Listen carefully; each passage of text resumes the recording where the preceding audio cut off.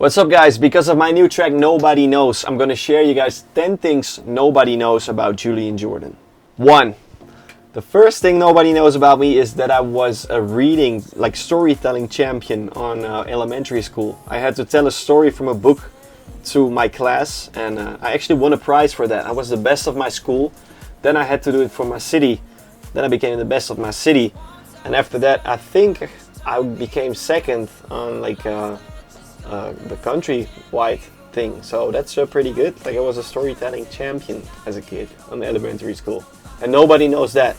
Second thing nobody knows is that I'm actually kickboxing a lot in my free time.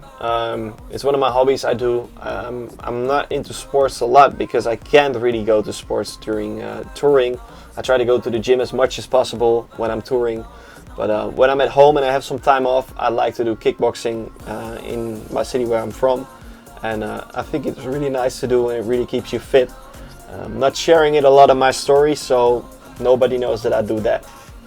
Third thing nobody knows is that I'm actually a drummer. I started drumming since 5 years old and I still do it a lot on tracks. I think it helps me a lot with the grooviness of productions, creative thinking in productions. And I think it really helped me think more in a different way than a lot of producers do. So nobody knows that I'm actually drumming from 5 years old till now, and I still love to do it. The fourth thing nobody knows is that I made music for 2 video games. One is called Far Cry and one is called Halo. I actually made a remix for Halo for one of the original soundtracks. I did it together with Sander Van Doorn, and we got invited to a studio in London where the soundtracks were made. It was really inspired. I think I was 16 years old back then. And I was so inspired by it, and it was great to have a vinyl record of my own remix for Halo in my home. I still have it, and it's one of the souvenirs I got from the beginning of my career. Also, I did a track for Far Cry. That one was called Angels and Demons, and it was used as the official song for Far Cry, and I was very honored. So yeah, to make music for video games is pretty sick, and I think I was 17 back then, so for a kid of 17 years old, make music for video games is awesome. Number 5, things nobody know, is actually why is my name Julian Jordan? And a lot of people have been asking me, and that's also because of my shoes. I wear Jordans right now. It's one of my favorite pair of shoes. I hope you can see it. Air Jordan 1s, my favorite type of shoe right now. And yeah, I've been collecting shoes since a young age. I've been a fan of Jordans for a long time. And I had to find the artist name that's really catchy because my real name is Julian Dobbenberg. And it's really not something international. So I was like, alright, it has to be catchy. JJ, Julian Jordan, makes sense. I love the sneakers. So that's how that came about. Numero 6.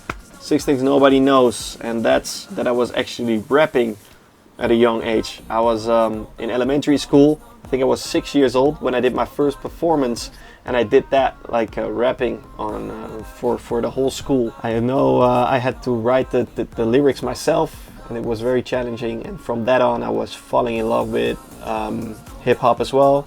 So I've made a lot of beats for rappers, that kind of stuff. And I think nobody knows that I do that as well, make beats for rappers as well, just for production. And that gets us to the 7th thing nobody knows, and that is that I had a #1 record in the US when I was producing on a track. So I did a production for a track that became #1 in the US. That's a thing nobody knows as well. Number 8, nobody knows that I was 18 when I did my residency in Omnia, Las Vegas. I had to play there every month. A lot of people know that I had my residency over there, but I was underage while I was doing that. So how that looks, I had to be on my hotel room. The security guard came to my hotel room, escorted me to the club. I played my set, and just a minute after my set, the second I was done, I got back to the security guards. They escorted me back to the room, and I went back to bed. So no partying for me in Vegas. I was 18, so underage there.